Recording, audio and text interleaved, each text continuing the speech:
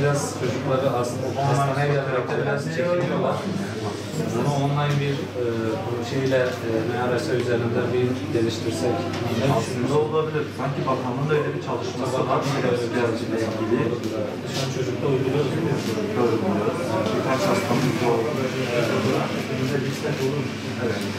Bilindiği gibi COVID-19 salgınında daha çok yetişkin yaş grubu hastalık olarak etkilendi, ancak çocuklarımız da bu salgında ciddi anlamda etkilendiler. Çocuklar evde kalmak zorunda. Okullar biliyorsunuz kapalı. Çocuk oyun alanlarından uzak kaldılar. Biraz çocuklarımız kısaca yalnızlaştı. Bunun yarattığı ciddi bir ruhsal travma olduğunu çocuk psikiyatri uzmanı arkadaşlarımız zaten bilgi verdiler. Bu konuda vatandaşlarımızın bilgilenmesini sağlıyorlar. Ciddi anlamda çocuklarımızda bir etkilenme oluyor. Biz aileler olarak farkında olmasak bile salgın çocukların özellikle ruh sağlığını etkiliyor. Bu anlamda merkezimiz her zaman ailelerimize yardımcı oluyor. Yardımcı olmaya hazır. Çocuklarını aileler çok rahatlıkla hem görüş almak, fikir almak anlamında arkadaşlarımıza danışabilirler. Hem de gerçekten travma yaşamış çocuklarımız burada çocuk psikiyatri kliniğimizde, polikliniklerimizde hem tanı alabilirler hem tedavileri sağlanabilir. Bu anlamda merkezimiz her zaman ailelerimizin yanında hizmet vermeye hazır. Pandemiler tüm bireylerin fiziksel ve ruh sağlığını olumsuz etkileyen travmatik durumlardır. Covid-19 pandemisi de tüm dünyada hem çocukların hem de yetişkinlerin günlük hayatlarında önemli değişikliklere neden olmuştur. Pandemi sürecinde en çok etkilenen yaş gruplarından birisi de çocuklardır. Pandemi, deprem, sel, afet gibi felaketlerden farklı olarak izolasyon ve karantina gibi bireylerin bir araya gelmesini, yakınlaşmasını engelleyen zorunlu önlemler gerektirmektedir. Koronavirüs enfeksiyonun yayılması nedeniyle ülkemizde dahil olmak üzere birçok ülkede insanlar temel faaliyetler dışında evden çıkmaları kısıtlanmıştır. Bu tür önlemler salgının kontrol edilmesine yardımcı olurken bir taraftan da çocuklar ve aileler günlük yaşam alışkanlıklarını değiştirmek zorunda kalmışlardır. Özellikle polikliniğe başvuran çocuklarda son zamanlarda kaygı, depresyon, travma sonrası stres bozukluğu, öfke, sinirlilik, ebeveyne bağımlılık, kıskançlık krizleri gibi durumlar gelişmiştir.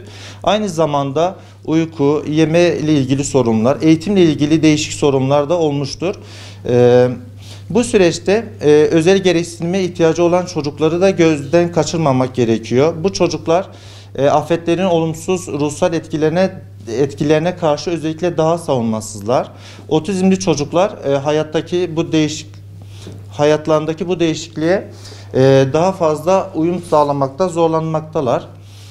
Halihazırda akademik sorunlar yaşayan, dikkat eksikliği, hiperaktivite bozukluğu, öğrenme güçlüğü ya da otizm spektrum bozukluğu olan hastalarda online uzaktan eğitim uygulamanın olumsuz etkili daha da belirgin olmuştur. Bu dönemde özellikle çocuklarda aniden başlayan, şiddetli ve daha önce olmayan abartılı davranışlar, uyku sorunları, aşırı kaygı belirtileri, huy değişiklikleri, mevcut psikiyatrik hastalıkların daha da kötüye gidişi gibi beklenmedik bir durumlar olması halinde çocuk psikiyatrisine başvuruları gerekmekte. Ekran karşısında geçirilen sürenin artması, oyun, sosyalleşme, eğlence amaçlı kullanımı da artmaktadır. Bu şekilde sanal ortamda karşılaşılan riskler de pandemi döneminde bir hayli artmıştır. Pandemi sürecinde ekran kullanımının tamamen ortadan kaldırılması oldukça zor olsa da mümkün olduğu kadar sınırlanması, kontrol edilmesi, zararlı kullanımdan kaçınılması gerekmekte. Çocuklara peki COVID hakkında yaşlarına nasıl bilgi verebiliriz? Yaşlarına uygun şekilde bilgi vermek, önceki günlük rutinlerini sürdürmeye çalışmak, okul zamanı gibi yapılandırılmış bir rutin oluşturmak, hem çocuklarda beslenme, uyku gibi olumsuz durumların oluşmasına engel olacaktır. Gençler için de akran iletişiminin varlığı, egzersiz yapma, salgınla ilgili medya ve haberleri daha az takip etme, psikolojik destek kaynaklarına ulaşım ise depresyon ve kaygı belirtilerine karşı en önemli koruyucu faktörlerdir.